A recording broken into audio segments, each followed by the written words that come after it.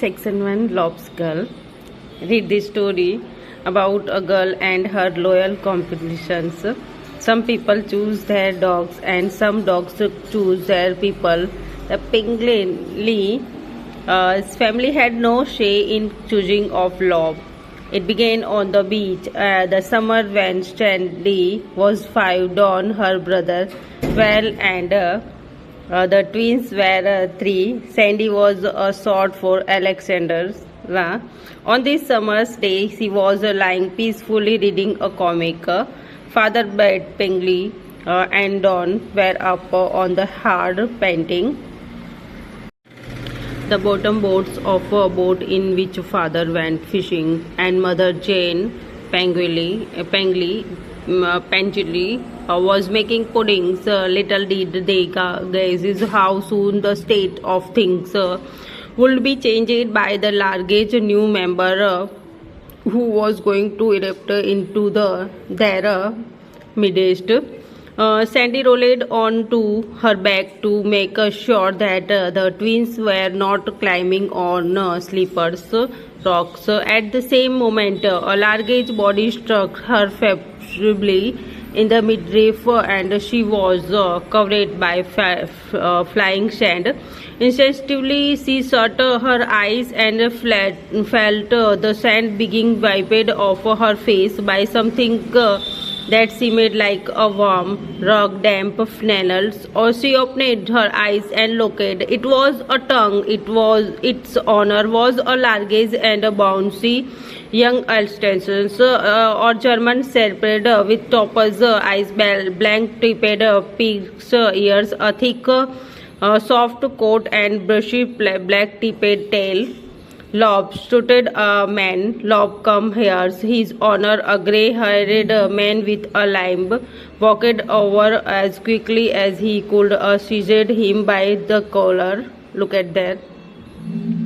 And I hope he didn't give you a fight. The man said to Sandy. He meant it in a play. He's only young. Oh no, I think he is beautiful, said Sandy. She picked up a bit of a driftwood and there it Lob went after it like a sand-colored bullet and came back with the stick and gave it to Sandy. For Sandy too, it was a love at first sight. And when she and the twins joined father and Dawn to go home for tea, they cast many backward glances at Lob being led away by his master. I wish we could play with him every day. Trees shined. Why can't shade him? Sandy explained. Because Mr. Roth, who owns him, is from Liverpool and he is only staying at the Fisherman's Arms till Saturday. It was a Cornish fishing village where the Pingley family lived with rocks and cliffs and a strip of beach and a little round harbour and plum trees growing in the gardens of the little whitewashed stone houses. The village was uprooted by a narrow, steep, twisting hill road and graduated by a notice that said low gears for 1-2 miles dangerous to crystallist. The Pingley children went home thinking they had seen the last of Lob, but they were much mistaken. The Wool family was playing cards by the fire in the front room after supper when there was a loud thump and a crush of china in the kitchen. My Christmas puddings, exclaimed Jane and ran out. It was Lob who had bounced in through the open kitchen window. Lob stood on his hind legs and plastered Sandy's face with links. Then he did the same for the twins who shrieked with joy. "Where does the friend of your come from?" inquired Mr. Pangolin. "He is staying at the Fisherman's Arms. I mean, his honor is. Then he must go back there, find a bit of string Sandy tied to his collar. I wondered how he found his way here," Mr. Pangolin said. Sandy explained about their afternoon game on the beach. Lob's honor thanked Mr. Pangolin for bringing him back. Jane Pangolin warned the children that they had better not encourage Lob any more. The next day was a Saturday. Sandy had found out that Mr. Drosworth was to catch the 9:30 train. She went out secretly down the stations. She saw Mr. Drosworth get on the train, accompanied by an unhappy-looking Lob with dropping ears and tail. Then she saw the train slides away. Sandy walked home miserably. A week passed. Then one evening, suddenly his story was respecting itself. There was a crush from the kitchen. Jane Pangolin leaped up, but Sandy was ahead of her mother, with eyes like stars, and had directed in the kitchen where she had a Lob were hanging one another in a frenzy of joy. "Good heavens!" exclaimed Jane. "How in the world did he get there?" "He must have walked," said Sandy. Look at his feet. They were worn and dusty.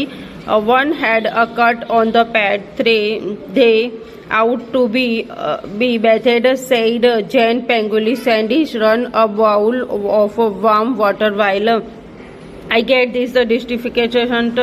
Your dad can get the address from the fisherman's tomorrow. In the meantime, he'd better have a long drink and good meal."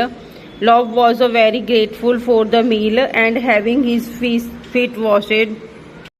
Then he flopped down on the tongue and slept with his head on Sandy's feet. He had walked all the way from Liverpool or to Cornwall, which is more than 400 miles. The next day, Lob's honor Drosworth arrived to take his pet home. The parting was worse than the first.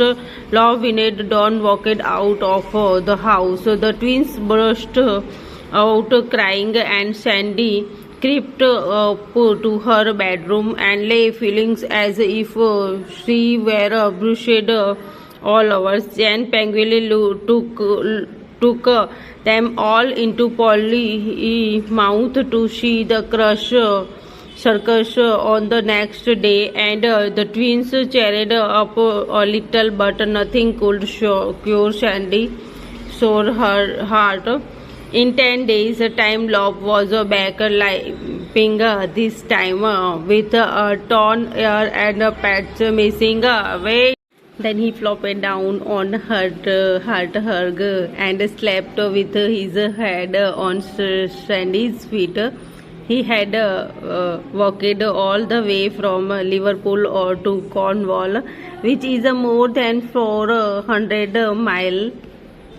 The next day, Lob's honor Drosworth arrived to take his pet home. That painting was worse than the first. Lob and Don walked out of the house. The twins burst out crying, and Sandy crept up to her bedroom and lay feeling as if she was brushed all over. Jane Pangolin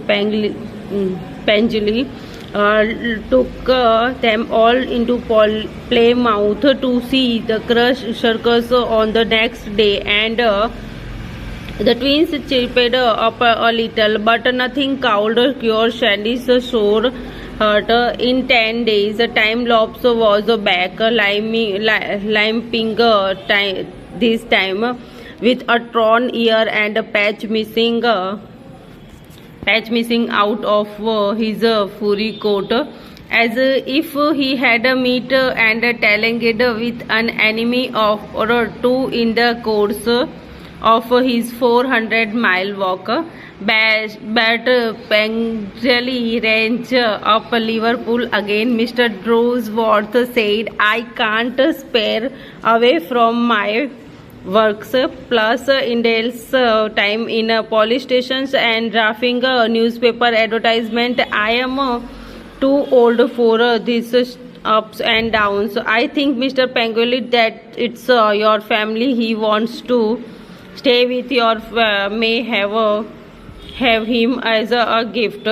Alex's father looked at his daughter's swimming eyes. "Well then, Mr. Dodsworth," he said briskly, "well, overjoyed, and you can be sure Lopes has come to a good home."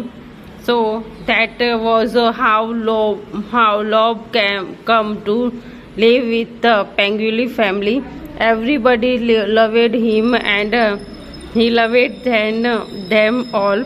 But he was Sandy's dog. He slept by her bed and followed her everywhere. 9 years went by. Look at theirs.